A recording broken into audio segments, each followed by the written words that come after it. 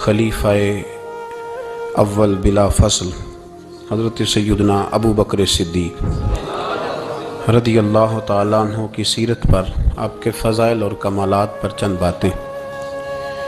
कुरान मजीद फ़ुरक़ान हमीद में अल्लाह करीम ने फ़रमाया वल्लज़ी जाअ बिस्सिद्क़ि व सद्दक़ बिही, फ़रमाया वो जो सच लेकर तशरीफ़ लाए और वो जिन्होंने इस सच की तस्दीक की, उलाइका हुमुल मुत्तक़ून, यही अल्लाह से डरने वाले हैं।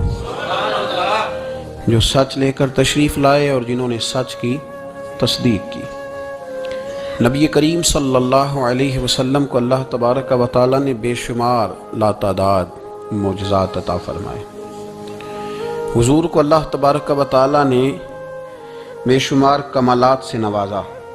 हज़रत अब्दुल्ला बिन रवाहा रज़ी अल्लाह ताला अन्हु फरमाया करते थे कि हुजूर सल्लल्लाहु अलैहि वसल्लम कोई मौजज़ा भी न दिखाते तो हुजूर अलैहिस्सलाम का चेहरा ही ऐसा था कि लोगों ने देखते जाना था और कलमा पढ़ते जाना। नबी पाक सल्लल्लाहु अलैहि वसल्लम को अल्लाह ने बड़े कमालात दिए। कुछ लोग ऐसे थे जो सारे कमालात देखकर भी मुतमईन नहीं हुए, नहीं कलमा पढ़ा उन्होंने। ये एक फिक्री पहलू है, इस पर जरूर गौर फरमाएं। जब जंग होती है ज़ाती मुफादात की, और जब इंसान को ये गलत फहमी समा जाती है कि मुझे भी कुछ पता है, मुझे भी कुछ आता है, और जब उसका ये जहन बन जाता है कि मैंने हर चीज़ को पहले अपनी छोटी सी अकल के दायरे में रख के अच्छी तरह से परखना है, अगर मेरी अकल पर चीज़ पूरी आएगी तो कबूल करूँगा, वरना कबूल नहीं करूँगा। फिर लोग नहीं मानते, बड़े बड़े कमालात थे, बड़ा कुछ था, और जिन्होंने नहीं ना माना उन्होंने ज्यादा कमालात देखे, उन्होंने नहीं माना। अबू जहल कितनी दफा मौजज़ा तलब करने आया है, कभी कहा कि मुझे बताइए मेरी मुट्ठी में क्या है, अगर आप बता देंगे तो कलमा पढ़ लूंगा। तो हुजूर अलैहिस्सलाम ने फरमाया अगर तेरी मुट्ठी में जो है वही बता दे कि मैं कौन हूं तो फिर पढ़ लोगे। कंकरियों ने कलमा पढ़ा, उसने नहीं पढ़ा। मौजज़ा देखा उसने, मौजज़ा मांगा, उसने कहा कि अगर चांद के 2 टुकड़े हो जाएं तो मैं पढ़ लूंगा कलमा। चांद के 2 टुकड़े हुजूर ने कर दिए। चांद 2 टुकड़े हुआ, कोहे सफा की पहाड़ी के बीच आधा इधर गया आधा इधर गया, दोबारा जाके जुड़ा। उसने देखा, कहने लगा ओहो मैं तो समझता था कि माज़अल्लाह आपका जादू सिर्फ जमीन पे चलता है, आपका तो आसमानों पे भी चलता है। उसने बड़े कमालात देखे लेकिन कलमा नहीं पढ़ा। हज़रत अबुल हसन खरकानी रहमतुल्लाह अलैह एक दरवेश थे। हम जो दरवेशी और फ़कीरी और इन लोगों को मानने वाले लोग होते हैं, इनमें बहस कम से कम होती है, इनमें अपना आप बढ़ाने की आदत कम से, इसमें मानने का मिजाज होता है, और वजाहत भी नहीं लोग तलब करते, इशारों से भी बात मान जाते हैं। गुलामी इसी का नाम है, इशारा आप कर दें बात खत्म हो गई, तय हो गया मसला। इतनी ज्यादा लंबी तो बात ही कोई नहीं। हजरत अबुल हसन खरकानी तकरीर कर रहे थे, बात कर रहे थे, तो किसी ने कहा कि आप हजरत बायजीद बुस्तामी रहमतुल्लाह अलैह के सज्जादा हैं, तो हजरत बायजीद कैसे आदमी थे? तो फरमाने लगे हजरत बायजीद को जो देखता था वो कलमा पढ़ जाता था। अब आपने तो माशाल्लाह कबूल कर लिया, लेकिन वो जो सामने बैठा था उसकी समझ में बात नहीं आई। वो कहने लगा हुजूर आपने कह दिया है पर मेरी अकल में तो नहीं ना आता। नहीं आता जिसकी अकल में, तो फिर उसकी अकल में नहीं आता। मैं अक्सर कहता हूं कि बहुत सारे लोग हैं जिनका कोई पीर नहीं, और उनका हो भी नहीं सकता, उनका कोई पीर इसलिए कि मतलब इतना सियाना बंदा उसका कोई पीर हो जाए। और मैं तो पीरों को मशवरा दूंगा कि मेहरबानी करना इनके पीर बनना भी ना, ये बड़ा मुश्किल कर देंगे आपके लिए जीना। तो बेहतरी इसी में होती है कि इंसान समझे चीजों को और दायरों के अंदर बातों को तस्लीम करने की आदत बनाए। तो कहा कि जो देखता था हजरत बायजीद को कलमा पड़ जाता था, तो हजरत अबुल हसन खरकानी से वो शख्स कहने लगा जी बाबा जी आप अजीब बात कर रहे हैं कि देखा और कलमा पड़ गया, बंदा बंदा देखने से कैसे कलमा पढ़ सकता है? अबू जाल ने बड़ी जगह हुजूर को देखा था, उसने तो कलमा नहीं पढ़ा। तो बायजीद बुस्तामी को देखकर लोग मुसलमान हो गए, ये कैसी बात है? तो हजरत अबुल हसन खरकानी फरमाने लगे मुझे अल्लाह की इज्जत की कसम, अबू जहल ने एक दफा भी मोहम्मद रसूलुल्लाह को नहीं देखा सल्लल्लाहु, बड़ी कसम उठा ली, एक दफा भी मोहम्मद रसूलुल्लाह को सल्लल्लाहु। تو وہ شخص کہنے لگا حضور وہ چچا تھے حضور کے، اور دیکھا انہوں نے 1 دفعہ نہیں 1000 دفعہ۔ فرمانے لگے میں سفید داڑھی سے بوڑھا آدمی مسند پہ بیٹھ کے قسم اٹھا رہا ہوں تو میری بات ہی نہیں سمجھ رہا۔ نہیں دیکھا ابو جہل نے محمد رسول اللہ صلی اللہ علیہ وسلم کو، نہیں دیکھا۔ تو کہا پھر کسے دیکھا؟ تو حضرت ابو الحسن خرقانی فرمانے لگے اس نے جب بھی دیکھا عبداللہ کے یتیم بیٹے محمد کو ہی دیکھا۔ یہ وہی عبداللہ کا یتیم بیٹا جو یہاں رہتا تھا۔ ایک دفعہ بھی اس نظر سے دیکھتا نا کہ یہ اللہ کے رسول ہے تو فوراً کلمہ پڑھ کے مسلمان ہو جاتا۔ جب بھی لوگ دیکھتے ہیں وہ اینک کی بڑی شاندار لگائی ہوئی ہے جس کے اندر سے کوئی آدمی بھلا نظر ہی نہیں آتا، تو ان کو پھر بھلائی نصیب نہیں ہوتی۔ ایک نظر سے بھی اگر انسان دیکھتا ہے کہ جس سے اسے بھلائی چاہیے تو پھر اللہ اسے توفیق ہدایت عطا کر دیتا ہے۔ حضرت ابوبکر صدیق کا کمال یہ ہے کہ میرے نبی کریم علیہ السلام نے نا ان کی شان ایک الگ انداز میں بیان فرمائی، الگ انداز میں۔ محبوب فرمانے لگے میں نے جس کے سامنے بھی دین پیش کیا اس نے دلیل مانگی۔ ایک بات آپ کو بتاؤں، یہ میری بات یاد رکھنا، اس کو کبھی نہ بھلانا، جو اپنوں سے دلیل مانگتا ہے نا وہ اپنا ہوتا ہی نہیں۔ اپنوں سے دلیل مانگ لی اس نے بغیر دلیل کے، بغیر حیل و حجت کے۔ یہ ایک بات ہے، میں اس کو سمجھاؤں گا نہیں، نہ کھولوں گا، بس کہہ کے گزر جاؤں گا، اس کو سمجھ لیں اگر آپ کی سمجھ میں آئے تو۔ جس نے اپنوں سے دلیل مانگی نا، جس نے وضاحت مانگی، جس نے ثبوت مانگا، وہ اپنا تھا ہی نہیں، تو کیا ضرورت پڑی تھی کہ وہ دلیل مانگتا، وضاحت پوچھتا۔ حضرت نجم الدین کبریٰ رحمت اللہ علیہ کے مرید تھے حضرت امام فخر الدین رازی، اتنے بڑے امام ہو کے ایک فقیر کے غلام تھے۔ تو فرماتے ہیں آخری وقت آیا تو شیطان آ گیا، میں اس کو کہتا تھا رب ہے، تو شیطان بھی تو بڑا عالم ہے نا، تو وہ دلیل توڑ دیتا تھا۔ فرماتے ہیں میں نے 360 دلیلیں دی، اس نے ساری توڑ دی۔ تو پھر میں نے اپنے شیخ کی طرف توجہ کی، میں نے کہا حضور کو نظر کرم فرمائے۔ تو شیخ نجم الدین کبریٰ فرمانے لگے اس بے ایمان کو کہہ دے میں اپنے رب کو بغیر کسی دلیل کے رب مانتا ہوں، دلیل کی ضرورت ہی نہیں، بس میرا رب ہے تو رب ہے، ختم ہو گئی بات۔ نبی رحمت علیہ السلام فرمانے لگے میں نے جس کے سامنے بھی دین پیش کیا اس نے دلیل مانگی، فرمایا یہ واحد میرا ابوبکر صدیق ہے۔ میں نے اسے کہا ہے کلمہ پڑھ لو، اس نے دلیل مانگی نہیں، فوراً ہی کلمہ پڑھ کے مسلمان ہو گیا۔ کوئی دلیل نہیں، کوئی معجزہ نہیں، کوئی طلب نہیں، کوئی شے نہیں۔ ساری زندگی مطمئن ہی نہیں ہو پائے لوگ، ساری زندگی اطمینان ہی نہیں ہو سکا، اس کو بھی سنا، اس کو بھی سنا، اس سے بھی سوال پوچھا، اس سے بھی پوچھا۔ بھائی تو نہیں، تو مطمئن ہونا نہیں چاہتا، تو بحث کرنے کے لیے علم سیکھ رہا ہے، اس نے عمل کرنے کے لیے سیکھنا ہوتا ہے، اس کو تو ایک حرف ہی بڑا کافی ہوتا ہے، تو ایک لفظ کی ضرورت ہوتی ہے، ایک جملے میں ساری زندگی لوگ گزار دیتے ہیں۔ حضرت ابوبکر صدیق رضی اللہ تعالیٰ عنہ نے بحث والا دروازہ نہیں کھولا، حضور نے کہا کلمہ پڑھو تو انہوں نے کلمہ پڑھا اور مسلمان ہو گئے۔ کوئی دلیل، کوئی وضاحت، کسی چیز کی کوئی حاجت، ختم ہو گئی بات۔ اصل مسئلہ پتہ کیا ہے، جو لوگ سوچ سمجھ کے چلتے ہیں نا، تو سوچ کتنی ہے انسان کی، وہ کتنا کام دے گی۔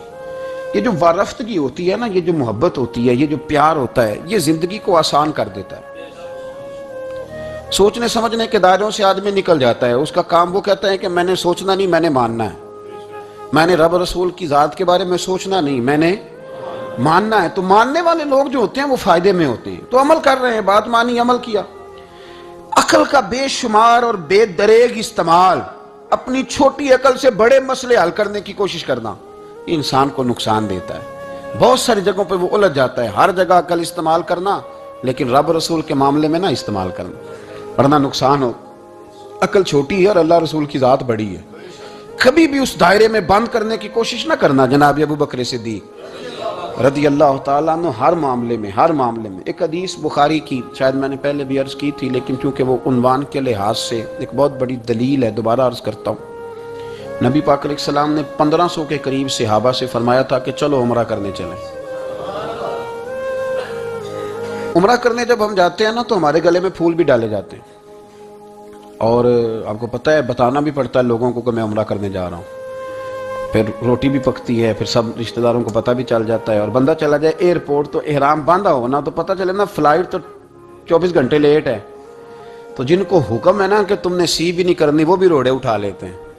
احرام باندھا ہوا ہے، حکم ہے کہ اب تم نے کوئی جھگڑا، کوئی لڑائی، کوئی فساد ہے تو ایئرپورٹ پہ لوگ روڑے اٹھا لیتے ہیں، کہتے ہیں ہم ایئرپورٹ بھی توڑیں گے، اور فلائٹ کا جو عملہ ہے اس کا گریبان بھی پکڑیں گے، بڑا کچھ ہی دنیا کرتی ہے۔ اور اگر کسی کے پیر صاحب نے کہا ہو چلو عمرہ کریں، اللہ اکبر، اور پھر ایئرپورٹ پہ جا کے پتہ چلے کہ پیر صاحب کے ساتھ تو دھوکہ ہو گیا، بندہ غلط نکلا ہے، پیری مریدی قائم رہے گی؟ سوال ہی نہیں پیدا ہوتا، سوال ہی نہیں پیدا ہوتا۔ میرے ساتھ ایک سنگی نے ایک دفعہ بات کی، کہنے لگا جی پیر صاحب کامل نہیں۔ میں نے کہا کیا غلطی ان میں پائی جاتی ہے؟ کہتے میں انہوں نے پوچھ کے باہر دے پیسے جمع کرائے سن تو میرا کام نہیں بنیا۔ میں کہ تو پیر پڑھ لے، تیرے تو کوئی نجومی پڑھنا چاہیے سی، وہ نجومی ہونا چاہیے تھا تیرے لیے، تاکہ وہ اچھی طرح غور کرتا ہے۔ جی آپ کو پتہ ہے نا اہل سنت میں کتابیں بھی نکلتی ہیں، کئی لوگ کہتے ہیں جی کوئی کتاب کٹ کے دسو، میں کہ انہوں کسی لکھی نہیں تو کٹیے کی، تو وہ کون سی کتاب ہے جو آپ کہہ رہے ہیں نکالیں اور ذرا بتائیں کہ فلانا کام میرے لیے ٹھیک رہے گا کہ نہیں۔ ایک استخارہ ہے دین میں، اور استخارے کا بھی بابت معاملہ یہ ہے کہ آپ نے استخارہ کر لیا، اس کے بعد بھی آپ حتمی فیصلہ نہیں کریں گے۔ بزرگ کہتے ہیں کہ استخارہ کر کے بھی یہ کہو کہ جی میری سمجھ میں یہ آیا ہے، باقی حقیقتوں کا علم اللہ جانے، اللہ کا رسول جانے صلی اللہ علیہ وسلم، حقیقتوں وہی جانتے۔ تو الجھے نہیں زندگی میں۔ 1500 کے قریب صحابہ تھے، حضور نے فرمایا احرام باندھو بھائی، عمرہ کرنا ہے۔ حدیبیہ کے مقام پہ گئے تو قریش مکہ نے روک لیا، نہیں کرنے دیں گے۔ جب بات بہت آگے بڑھی تو پھر شرطیں لکھی گئیں، شرطیں بڑی سخت ہیں کہ جو مسلمان مکے سے مدینے آئے گا مدینے والے واپس کریں گے، اور اگر کوئی مسلمان مدینے سے مکے چلا گیا تو مکے والے واپس نہیں کریں گے، ہم ان کے لوگ دیں گے، وہ ہمارا بندہ دیں گے نہیں۔ یہ شرطیں تھی، صحابہ پریشان تھے۔ اب جب شرطیں طے ہو گئیں، شرطیں بھی سخت ہیں، نبی کریم علیہ السلام نے فرمایا بھی احرام کھول دو، فلائٹ کل نہیں جانی، پرسوں نہیں جانی، یعنی ہم اس سفر میں عمرہ کار ہی نہیں رہے، احرام کھول دو۔ تو امام زرقانی کہتے ہیں سب لوگ پریشان تھے، سب سے پہلے حضرت ابو بکر صدیق اٹھے، سب سے پہلے اٹھے، اٹھ کے احرام کھولا۔ ایک شخص نے کہا آپ کو بڑی جلدی ہے، تو آپ فرمانے لگے جلدی والی بات ہی کوئی نہیں، حضور کے کہنے پر باندھا تھا، نبی پاک کے کہنے پر کھول دیا ہے، ختم ہو گئی بات۔ حضور نے فرمایا باندھ لو تو ہم نے باندھ لیا، حضور نے کہا کھول دو تو ہم نے کھول دی، جلدی والی کیا بات ہوئی؟ صحیح بخاری کے لفظ ہیں، حضرت عمر کہتے ہیں کہ میری سمجھ میں بات نہیں آتی تھی، دب کے صلح کیوں کریں، ہم تو 313 تھے، تو ہم نے بدر میں ان کو بھگا دیا تھا، اب تو ہم 1500 ہیں، تو ہم ان سے قتال کریں گے، لڑائی کریں گے، جنگ ہوگی۔ حضرت عمر فاروق رضی اللہ تعالیٰ عنہ فرماتے ہیں حضور نے شرطیں طے کر لیں، بات لکھی گئی، میں نبی پاک کے حجرے میں داخل ہوا، خیمہ لگا ہوا تھا، میں نے جاتے ہی اپنے جذبہ جہاد کا اظہار کیا اور بڑے جلال میں یا رسول اللہ آپ سچے رسول ہیں؟ بالکل سچا ہوں، قرآن سچا ہے، بالکل سچا ہے، اسلام سچا ہے، بالکل سچا ہے، حضور ہم دب کے صلح کیوں کریں؟ تو نبی کریم علیہ السلام نے فرمایا عمر تجھے تیری ماں روئے، میں اللہ کا رسول ہوں، میں وہی کہتا ہوں جو میرا رب مجھے حکم ارشاد فرماتا ہے۔ کہتے میں نے فوراً عرض کی یا رسول اللہ صلی اللہ علیہ وسلم آپ نے فرمایا نہیں تھا کہ عمرہ کریں گے؟ تو حضور نے فرمایا کہا تو عمرہ کریں گے، یہ تو نہیں کہا تھا کہ اسی سال ہی کریں گے، کریں گے تو کریں گے۔ جناب عمر کہتے ہیں میں واپس تو آ گیا، پر وہ میرے اندر جو جذبہ جہاد تھا ابھی ٹھنڈا نہیں ہوا۔ چند قدموں کے فاصلے پہ ابو بکر صدیق کا خیمہ تھا، کہتے میں ان کے خیمے میں جھک گیا، وہی سوال میں نے دہرائے، وہی میں نے کہا عمر ابو بکر یہ سچے رسول ہیں؟ کہا بالکل سچے، قرآن سچا ہے، سچا ہے، اسلام سچا ہے، سچا ہے، تو پھر ہم دب کے صلح کیوں کریں؟ جناب عمر فرماتے ہیں میں قربان جاؤں ابو بکر کے لفظوں میں بھی فرق کوئی نہیں آیا، حروف بھی اتنے ہی جتنے نبی کریم نے ادا کیے تھے۔ حضرت ابو بکر فرمانے لگے عمر تجھے تیری ماں روئے، وہ اللہ کے رسول ہیں، مرضی سے بات نہیں کرتے، وہی کہتے ہیں جو رب انہیں حکم ارشاد فرماتا ہے، بئی نہیں وہی لفظ۔ فرماتے میں نے فوراً کہا، میں نے کہا ابو بکر حضور نے فرمایا نہیں تھا کہ عمرہ کریں گے؟ تو کہتے ہیں وہی لفظ، وہی حرف، وہی انداز، وہی طریقہ، وہی سلیقہ، وہی انداز تکلم، بالکل حضور کی اتباع میں اسی انداز میں فرمانے لگے عمر حضور نے فرمایا تھا عمرہ کریں گے، یہ تو نہیں فرمایا تھا کہ اسی سال ہی کریں گے، کریں گے تو انشاءاللہ کریں گے۔ فرماتے ہیں میں واپس آ کے بیٹھا تو حضرت عمر کہتے ہیں جب میرا غصہ اترا نا تو پھر میرے اندر سے آواز آئی کہ عمر ذرا غور تو کر، تو ابو بکر کے ایمان تک کبھی نہیں پہنچ سکتا، اس تک تیری رسائی نہیں ہو سکتی۔ میرے بھائی اتنی بحثیں ہیں ہمارے زمانے میں، اتنا الجھاؤ ہے، اتنا الجھاؤ ہے، یعنی ہر بندہ رائے کا اظہار کرنا ضروری سمجھتا ہے، ہر بندہ کہتا ہے جی میرے خیال میں، ہر بندہ کہتا ہے جی میرا ذہن یہ ہے، بلکہ کچھ تو کہتے ہیں میں اندر کی خبر نہ دوں آپ کو، یعنی اب پتہ نہیں اس کے پاس اندر کی خبریں کیسے آئی ہیں۔ وہ سمجھ میں نہیں آتی بات. کچھ لوگ کہتے ہیں 35-40 سال ہو گئے جی علماء کو سن رہا ہوں. تو میں کہتا ہوں کہ میرا تو خیال ہے کہ 35 دن بھی بندہ کسی کو سن لے تو سیانہ ہو جاتا ہے. تو 35 سال سے اگر آپ کی سمجھ میں نہیں آئے تو پھر زمین ہی بنجر ہے. پھر مہربانی کریں یہ ٹائلیں اکھیڑ کے نا تو نیچے سے کچی زمین نکالیں تاکہ کوئی بات سمجھ میں آئے. اگر 40 سال ہو گئے، 40 سال میں ایک اجتماع میں حاضر تھا، ابھی بھی میں عرض کر رہا تھا، تو وہ صاحب مجھے کہنے لگے کہ حضرت صاحب میں نے نا فلاں عالم کو بھی بلایا، فلاں کو بھی بلایا، فلاں کو بھی بلایا، فلاں کو بھی بلایا، اب آپ کو بلایا ہے. تو اس طرح کر کے میرے ساتھ رویے ہیں، بڑا الحمدللہ پیار ہے. تو میں نے ان سے پوچھا آپ نماز پڑھتے ہیں؟ انہوں نے لگا نہیں. کچھ اور باتیں پوچھی تو جواب نفی میں آیا. تو میں نے کہا کہ اب آپ نے مہربانی کرنی ہے اتنے علماء کا نام نہیں لینا، کیونکہ پھر تو بزرگوں کے بارے میں لوگ شک کریں گے کہ انہوں نے اس کو دیا کیا ہے. تو ایک بزرگ کی بات سنتے ہیں تو کئی دنوں تک وہی ہمیں بڑا تر و تازہ رکھتی ہے. اور آپ کو اتنے عرصہ ہو گیا تو آپ نے حاصل کیا کیا ہے؟ صرف باتوں کا گورکھ دھندا، لفظوں کا ہیر پھیر، جملوں کا الٹ پلٹ کرنا. یہ زندگی ہے؟ یہ زندگی ہے صرف باتیں کیلو کال سن لی آ گئے؟ نہ اس سے ذرا آگے نکلیں. عمل کب کرنا ہے میرے بھائی؟ یہ بحثیں، یہ ابحاث، یہ لمبے چوڑے معاملات، یہ طے. بزرگوں میں نا ایک صنف ہے مرید ہونا اور ایک ہوتا ہے طالب ہونا. یہ دو باتیں. یعنی آپ کہیں گئے، اس کے مرید ہو گئے، تو پھر کسی اور جگہ کسی بزرگ سے نسبت ہوئی تو وہاں آپ طالب. میرے پاس کچھ لوگ آتے ہیں کہتے ہیں آپ طالب کر لیں. تو میں کہتا ہوں آپ مہربانی کریں ایک کی نوکری کریں. وہ بڑی مشکل ہے تو جگہ جگہ پہ جانے کی کیا ضرورت ہے؟ مطلب میں انکار نہیں کرتا کسی ایسی چیز کا جس کو بزرگوں نے رائج کیا، لیکن سمجھے نا، مطلب ایک کی بات پوری سنی نہیں گئی ہم سے. آپ خیر کی بات ہر جگہ سے سنیں، ہر جگہ سے، لیکن یہ صرف وہ تعلق بنانے کی کوشش کرنا کہ جس سے تھوڑا سا رابطہ بن جائے، جس سے تھوڑا سا تعلق بن جائے، جس سے تھوڑا سا نا پتہ چل جائے. اس سے نکلیں، سیکھنے کا ماحول بنائیں. اتنی عقل کے گھوڑے نہ دوڑائیں کہ عقل بھی بیچاری تھک ہی جائے اور کوئی چیز ہاتھ بھی نہ آئے. کچھ کریں، عمل کریں. لیکن ایک جگہ پہ میں حاضر تھا تو وہاں دستار فضیلت کا جلسہ تھا. تو ایک مولانا نے تقریر کی، جس طرح تاجر کہہ لیتا ہے نا جی میں الحمدللہ اگر کمائی کرتا ہوں تو غریبوں کو بھی دیتا ہوں. سمجھا لیا نا اپنے آپ کو. رشوت لینے والے نے بھی ایک دلیل گاڑ لیا. وہ کہتا ہے میں امیروں سے نہیں، میں غریبوں سے نہیں لیتا. تو امیروں کا حساب لینے کی ڈیوٹی اللہ نے آپ کی لگائی ہے کہ آپ حساب کریں امیروں کا کہ وہ کیا کر رہے ہیں. یہ ہم نے نا یہ دلیلیں گاڑ لی ہیں، یہ ہم نے دلیل گھاڑ لی ہے کہ وہی اپنے آپ کو مطمئن کرنے کے لیے. میں حاضر تھا تو ایک مولانا تقریر کی جی عالم ساری رات. یہ صرف علماء کی بات نہیں، ہر طبقے نے اپنے بارے میں اس طرح کی چیزیں یاد کر لی ہیں، ہم نے رٹ لی ہیں. جیسے خامند نے یاد کر لیا ہے کہ کسی غیر کے لیے سجدہ جائز ہوتا تو اللہ عورت کو حکم دیتا، نبی پاک حکم دیتے کہ وہ خامند کو سجدہ کرے.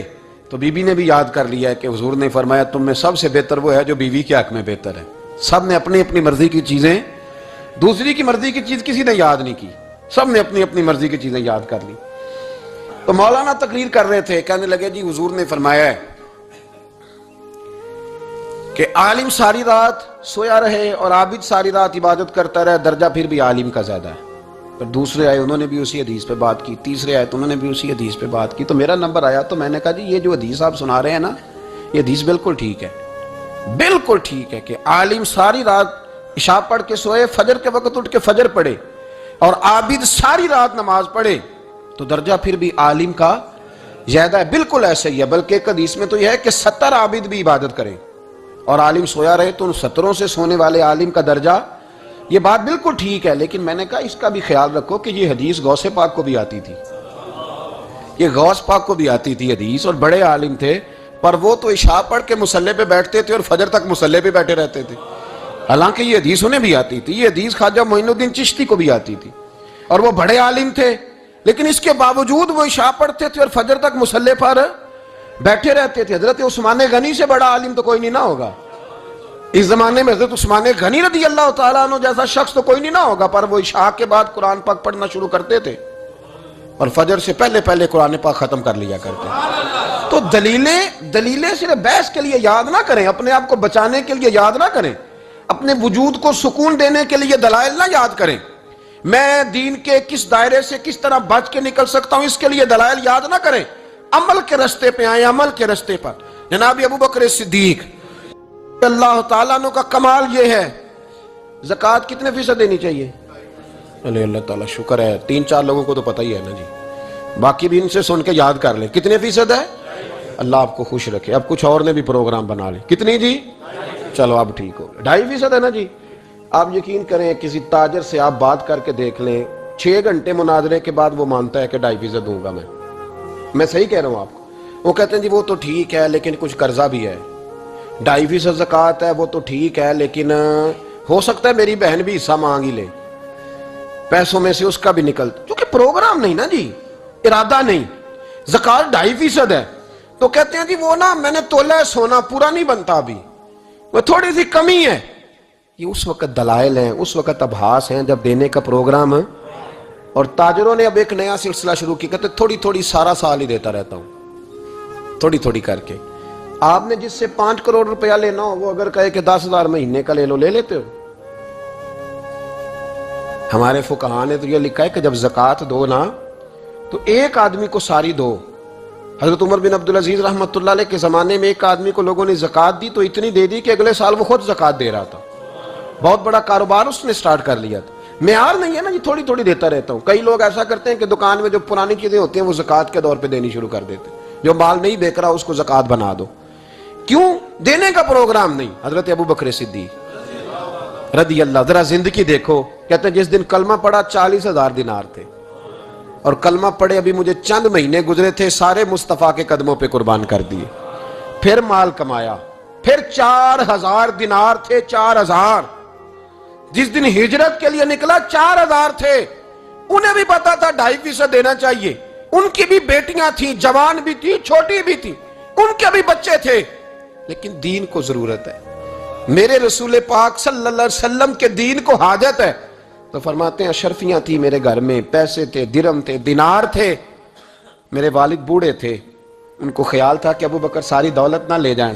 تو حضرت اسماء بنت ابی بکر سے جناب ابو بکر صدیق نے کہا کہ اس طرح کرنا, ایک گڑا چھوٹا سا تھا, گڑا ٹویا, اس میں پیسے ہوتے تھے. فرمایا اس میں روڑے رکھ دینا, اوپر ٹاٹ ڈال دینا. والد نابینا ہے, اگر پوچھے نا پیسے تو ان کا وہاں ہاتھ لگا دینا, انہیں پتا چلے ابو بکر سارا مال لے کے نہیں گیا.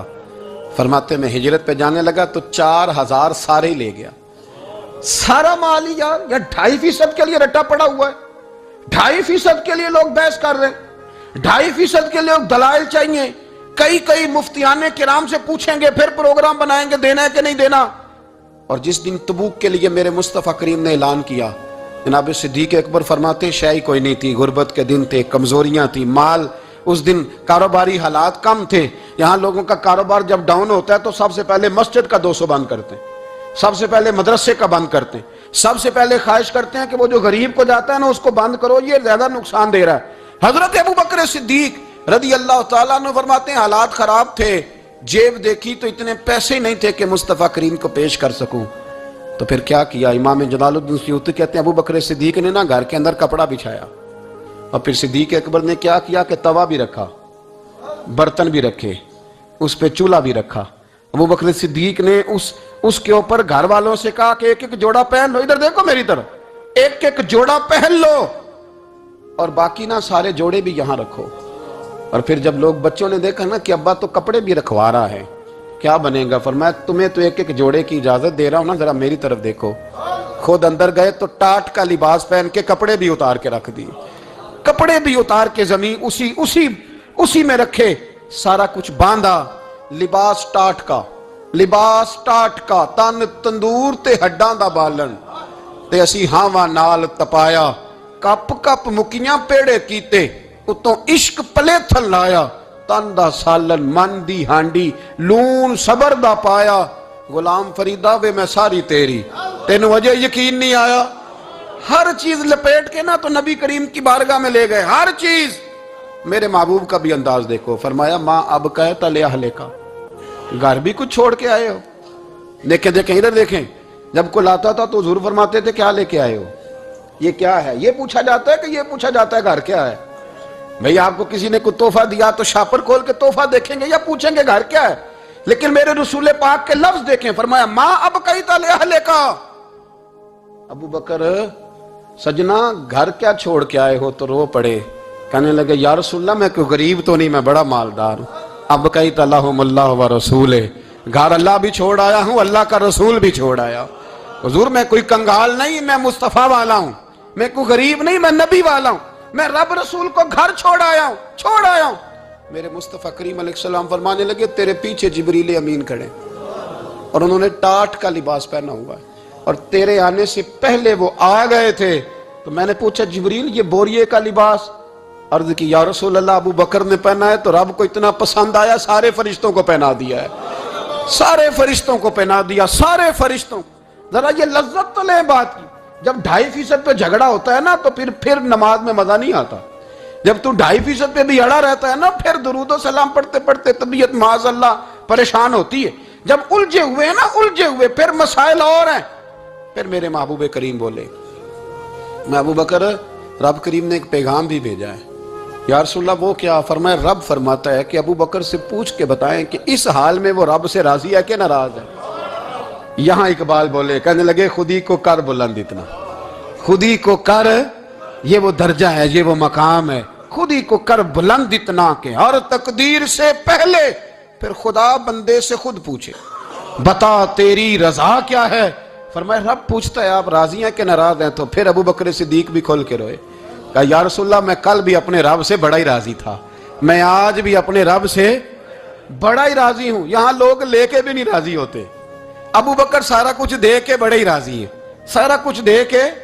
شریعت کا قاعدہ ہے کہ سارا مال آپ اللہ کے رستے میں نہیں دے سکتے، قانون شریعت ہے۔ حضرت ابی بن کعب نے کہا تھا یا رسول اللہ سارا دینا ہے، فرمایا نام بھائی چوتھا حصہ دے، 3 حصے بچوں کو دے۔ حضرت ابو لبابہ نے کہا تھا میں اس پر دلائل دے سکتا ہوں، احادیث موجود ہیں، حضور سارا مال دینا ہے، فرمایا نام بھائی چوتھا حصہ دے، 3 حصے بچوں کو دے۔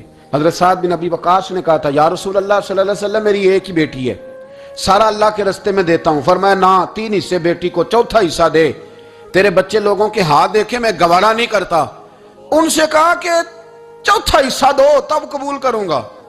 ابو بکر صدیق سے فرمایا تو سارے لے آ، تیرا سارا ہی قبول ہے، تو سارے لے آ تیرا۔ اور ایک لفظ حدیث میں ایسا ہے آپ یقین کریں، غلام ہوں کسی فقیر کا تو جب میں اس کو پڑھتا ہوں نا تو آپے سے بات باہر نکل جاتی ہے۔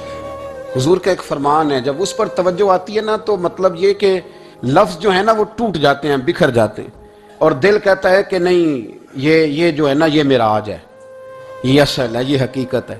وہ ترمذی کے لفظ ہے پر آپ یقین کریں کہ لگتا یہ ہے کہ دنیا محبت ساری سمٹ گئی اس میں۔ نبی کریم علیہ السلام فرمانے لگے مجھے کسی کے مال نے اتنا نفع ہی نہیں دیا جتنا ابو بکر صدیق کے مال نے دیا۔ اور پھر اگلے لفظ ایسے ہیں کہ روح وجد کرتی ہے۔ میرے کریم محبوب فرمانے لگے جس کا بھی مال آیا میں نے بیگانہ سمجھ کے خرچ کیا ہے، اور جب ابو بکر کا آیا ہے تو میں نے اپنا سمجھ کے خرچ کیا ہے، میں نے اپنا سمجھ کے، مجھے پتا ہے یہ شکوہ نہیں کرے گا، یہ شکایت، یعنی اس کو سارا بھی تروڑ مروڑ لوں گا تو اس کے لفظوں پر کبھی حرف۔ اور یار کچھ لوگ ہوتے ہیں جو 10 دیتے ہیں تو 20 جگہ بتاتے ہیں، جو کھانا کھلاتے ہیں تو ذکر کرتے ہیں، فرمایا اس کا مال میرا مال ہے، میرا، اس کو سارا توڑ کے کھا بھی جائیں گے تو یہ شکوہ نہیں کرے گا، یہ سارا میرا اپنا ہے۔ حضرت ابو بکر صدیق فوراً بول پڑے، عرض کی حضور جب میں آپ کا ہوں تو مال بھی تو آپ کا ہی ہے نا۔ یا رسول اللہ جب میں نے اپنا آپ نہیں بچا کے رکھا تو پھر مال۔ حضرت مولانا معین الواعظ کاشفی نے لکھا ہے، اچھا کئی دفعہ ایسے ہوتا ہے میں بات کوئی اور بیان کرنا چاہتا ہوں تو شروع معاملہ کسی اور طرف نکل جاتا ہے۔ مولانا معین الواعظ کاشفی نے لکھا ہے کہ وہ جو سانپ تھا نا غار ثور میں، وہ 600 سال سے بیٹھا ہوا تھا۔ حضرت عیسیٰ علیہ السلام ایک دن پڑھ رہے تھے انجیل تو آپ نے نبی پاک کا تذکرہ پڑھا، اس سانپ نے سن لیا تو حضرت عیسیٰ سے کہنے لگا حضور یہ بتائیں کہ وہ نبی پاک ملیں گے کہاں؟ تو حضرت عیسیٰ فرمانے لگے کہ مکے میں آئیں گے اور مدینے میں رہیں گے۔ تو کہا ملاقات کیسے ہو سکتی ہے؟ فرمایا چلا جاؤ مکے۔ تو وہ سانپ 600 سال غار ثور میں، اس نے 70 جگہ پہ سوراخ کیے۔ کتنے سال بیٹھا رہا؟ بول کے بتائیے، آپ 6 گھنٹے بیٹھ کے دکھائیں، سوال ہی نہیں پیدا ہوتا۔ ہم بڑے کمزور ہو گئے، ہمارے لیے معاملہ بڑا اور طرح کا ہے، ہماری مرضی کا کوئی بات کرے تو ہم اس سے راضی ہیں، انتظار کرنا اور یہ سارے کام کرنا یہ تو بڑا مشکل معاملہ ہے، یہ تو بڑی عجیب سی کیفیت ہے۔ میرے صاحب رحمۃ اللہ تعالیٰ علیہ 2015 میں کراچی تشریف لائے، میں اپنے ایک سنگی کو لے کے پہنچ گیا، چھوٹا موٹا مولوی میں بھی ہوں۔ صبح میں 7 بجے کے 8 بجے ہم وہاں پہنچ گئے، حضرت آرام فرما رہے تھے، نمازیں انہوں نے اندر ادا فرمائی ساری، ظہر بھی ہوئی، پھر عصر بھی ہوئی، پھر مغرب بھی ہوئی، پھر عشاء بھی ہوئی۔ عشاء کے بعد وہ سنگی ہم سے کہنے لگے کہ آپ کتنا انتظار کریں گے؟ تو میں نے کہا کہ انتظار تو کرتا ہے بڑا آدمی، بڑے لوگ انتظار کرتے ہیں، تو چھوٹے لوگ تو اطاعت کرتے ہیں، ہم چھوٹے ہیں تو ان کی مہربانی ہے، اگر زیارت ہو جائے تو تب بھی ٹھیک ہے، اگر وہ کہیں نہیں ملنا، میرے سنگی ساتھ موجود تھے، صبح سے گئے اور عشاء کے بعد کا وقت آ گیا، نہیں انہوں نے ملنا تو پھر بھی ٹھیک ہے، وہ آس بولے تھے وہ دی مہربانی، نہیں تو اساں تے لاڑ ہی لڑاؤنے نے، اس کی مہربانی ہے، اگر بات ہو جائے تو ٹھیک ہے ورنہ کوئی معاملہ نہیں۔ تو عشاء کی نماز کے بعد انہوں نے ہمیں یہ کہا کہ پیغام آیا کہ محفل میں جہاں حضرت جا رہے ہیں وہیں ملاقات ہوگی، تو ہم نے کہا یہ بھی بڑی نعمت ہے، جلوہ دیکھنا بھی بہت بڑی سعادت ہے، اس لیے کہ ہمیں پتہ ہے کہ وہ کیفیت کیا ہے، رنگ کیا ہے، ان کا انداز کیا ہے۔ پیچھے جا کے بیٹھ گئے تو پھر ان کا حکم آیا کہ اس کو ذرا آگے آئے۔ جب میں اسٹیج پہ گیا تو فرمانے لگے مجھے سویرے ہی پتا تھا آپ آ گئے، کوئی عرض نہیں، اتنا کوئی انتظار تو بندہ کر ہی لیتا ہے۔ اب یقین کریں وہ دن کی جو لذت ہے نا وہ آج تک گئی نہیں طبیعت سے، وہ سرور گیا نہیں۔ کبھی کبھی سوچتا ہوں کہ اس سے ڈبل بھی انتظار کبھی ہو جائے پر ایک دفعہ زیارت پھر نصیب ہو جائے، کبھی کبھی یہ سوچتا ہوں۔ 600 سال وہ سام بیٹھا رہا، 600 سال، 600 سال، اور 70 اس نے سوراخ کیے غار ثور میں، لیکن وہ بھی عاشق تھا نا۔ اور یہاں معاملہ یہ تھا کہ ابوبکر صدیق دعا مانگ کے گئے تھے کہ میں نے کسی کو موقع نہیں دینا، ایک میں ہوں گا دوسرا میرا یار ہوگا۔ وہ غار ثور کی تو لذت یہ والی تھی، ایک میں ایک میرے محبوب۔ اس نے 70 سوراخ کیے ہوئے تھے، جناب ابوبکر صدیق نے کہا حضور آپ ٹھہریں، میں ذرا بھی آیا صفائی کر کے۔ تو نبی کریم علیہ السلام رکے تو حضرت ابوبکر صدیق نے کہیں پگڑی پھاڑ کے رکھی، کہیں چادر پھاڑ کے رکھی، اتنے سوراخ بند کیے تو جو ایک رہ گیا وہاں ایڑی رکھ دی۔ تو اب وہ سام بھی شکوہ کرنے لگا کہ یار تو بھی کوئی نرالا ہی عاشق ہے کہ میں نے تو کسر ہی کوئی نہیں چھوڑی تھی، 70 سوراخ کیے تھے اور تو نے بھی کمال ہی کر دی ہے، یہ سارے ہی بند کر دیے، جو بچ گیا اس پہ ایڑی رکھ دی۔ اس نے پتہ نہیں کتنے ڈنگ مارے۔ سام کا جب ڈنگ لگتا ہے تو وجود میں بہت زیادہ گرمی پیدا ہوتی ہے، گرمی۔ حضرت ابوبکر صدیق کے بارے میں ہمارے شارحین نے لکھا روئے نہیں، وجود اتنا گرم ہوا کہ آنسو ٹپک پڑے۔ نبی کریم صلی اللہ علیہ وسلم نے فرمایا ہٹا نا ذرا پیر، پھر انہوں نے ہٹایا تو میرے مصطفیٰ میں لعاب دہن لگایا۔ مولانا معین الواعظ کاشفی رحمۃ اللہ علیہ فرماتے ہیں کہ جب انہوں نے قدم ہٹایا نا تو پھر وہ سانپ باہر نکلا، اپنا سر نکالا اور کھڑا ہو کے حضور کا دیدار کرنے لگا۔ تو نبی کریم نے فرمایا تیرا کام ہو گیا، اب تو جا، مجھے اور ابو بکر کو رہنے دے۔ وہ نکل گیا۔ یہ کیفیات ہے، یہ محبت ہے، یہ وارفتگی ہے، یہ سوز ہے، یہ درد ہے۔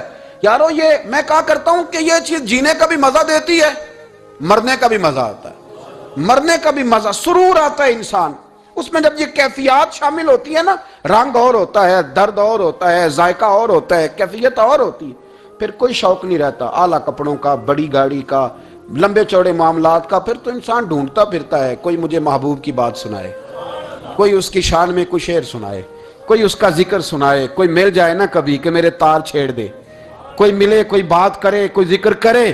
پھر انسان ڈھونڈتا پھرتا ہے ان لفظوں کو، ان لوگوں کو جو پکڑ کے دروازہ رسول صلی اللہ علیہ وسلم کی بارگاہ تک لے جائیں۔ بڑا پیار کیا میرے کریم معبود۔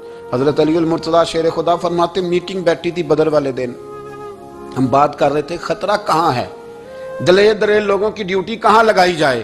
شیر خدا بھی چاہ رہے تھے کہ میں وہاں ڈیوٹی دوں گا، تو کہتے ہیں سمجھ آئی کہ سب سے زیادہ خطرہ نبی کریم علیہ السلام کے عریش مبارک کا ہوگا، حضور کے خیمے کو، چھپر مبارک کو۔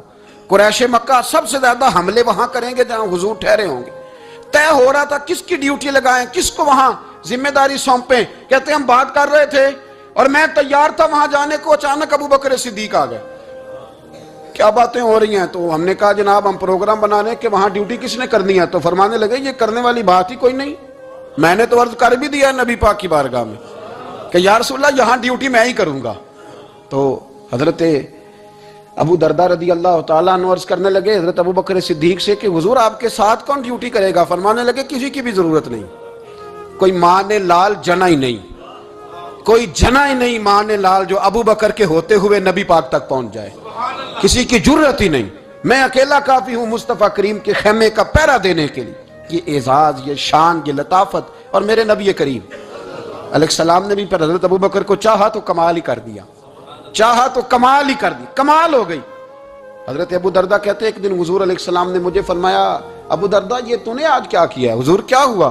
فرمایا آج تو گلی میں چل رہا تھا اور ابو بکر صدیق کے آگے آگے چل رہا تھا، گلی میں ابو بکر کے آگے آگے چل رہا تھا۔ یا رسول اللہ صلی اللہ علیہ وسلم کیا ہوا؟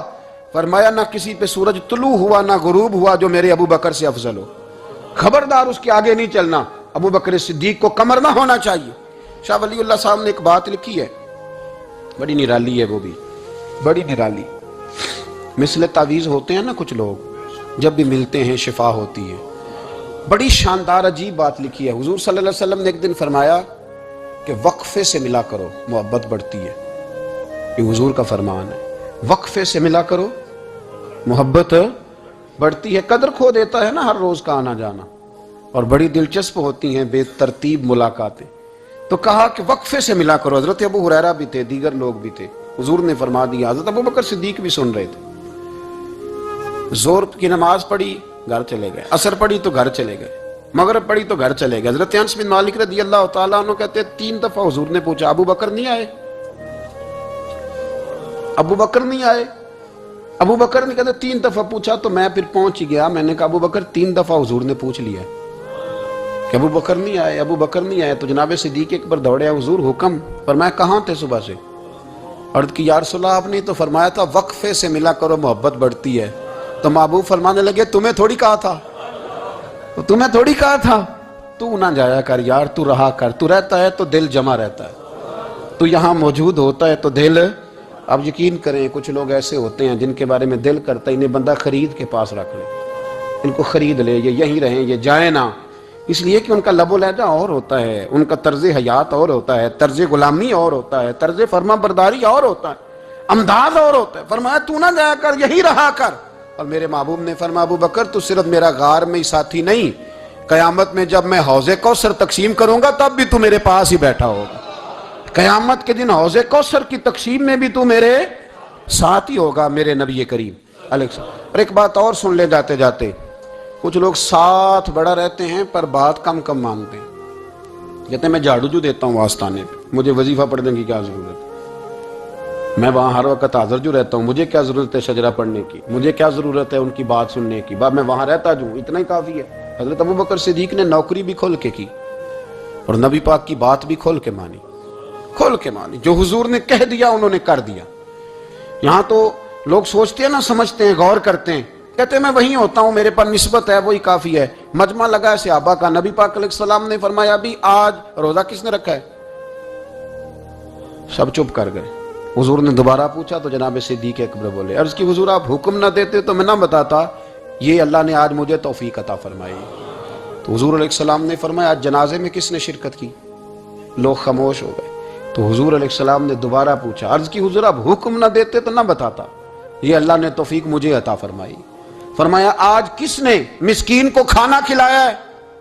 عرض کی یا رسول اللہ صلی اللہ علیہ وسلم حکم نہ دیتے تو نہ بتاتا، یہ اللہ نے مجھے توفیق عطا فرمائی۔ فرمایا کس نے آج لوگوں کو دین کی دعوت دی، اسلام کی طرف بلایا، پیغام دیا، کون ہے؟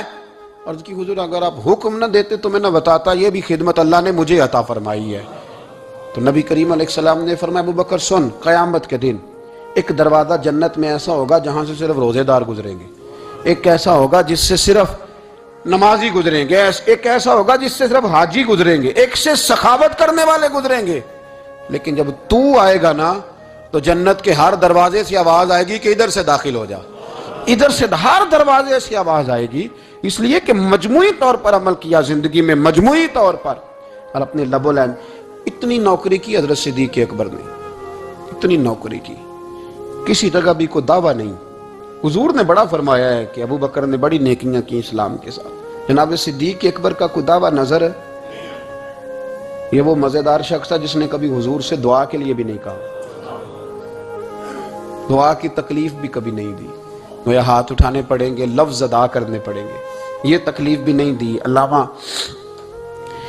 یوسف نبہانی علیہ رحمہ نے لکھا ہے کہ ایک دن حضرت صدیق اکبر نے سیدہ عائشہ صدیقہ سے کہا جس دن حضور کا موڈ مبارک، طبیعت مبارک بڑی اچھی دیکھو نا تو میری بخشش کی دعا کرا دینا۔ سیدہ عائشہ صدیقہ سے کہا، کوئی لفظ نہیں ادا کی، لوگوں کو لاتے، حضرت عثمان غنی نے ان کی تبلیغ پہ کلمہ پڑھا، حضرت طلحہ نے، حضرت زبیر نے، ان لوگوں کو لاتے اور لا کے نا انہیں آگے بٹھاتے، خود پیچھے بیٹھ جاتے، پیچھے۔ میرے بھائی دعا کے لیے بھی کبھی نہیں کہا، یہ وہ وفا ہے جس وفا کا دنیا میں کہیں بھی کوئی جواب موجود ہے۔ اپنے آپ کو مرتب کریں۔ ہم لوگ بڑی بے ترتیب زندگی گزارتے ہیں، بڑی بے ترتیب زندگی گزارتے ہیں۔ وہ ڈنگ ٹپاؤ پالیسی ہے کہ آج تھوڑا بہت کر لیں، اپنے آپ کو راضی کر لیں۔ جس طرح بچے کہتے ہیں کہ چلو آج کسی طریقے چھٹی کر لینا، آج کا دن تو گزرے، کل سکول کا ٹائم آئے گا تو دیکھی جائے گی۔ اس طرح نہ کریں، مرتب کریں اپنے آپ کو، اپنے آپ میں ترتیب دیں۔ ساری زندگی سامنے والے کی اخلاقیات ٹھیک کرتے اگر گزر جائے تو اپنا معاملہ رہ جاتا ہے۔ اچھی سوچ، اچھا رویہ، وفاداری والی زندگی۔ میں نے ایک جملہ کہا ہے، اگر آپ کی سمجھ میں آیا ہو، کہ اگر یہ عشق، یہ وارفتگی، یہ پیار، یہ وفا پیدا ہو تو جینے کا بھی مزہ آتا ہے اور مرنے کا بھی مزہ آتا ہے۔ پھر جینا مرنا بڑا لذت اور ذائقے والا ہو جاتا ہے۔ دعا ہے اللہ ہمیں ان کے فیض سے فیض یاب فرمائے۔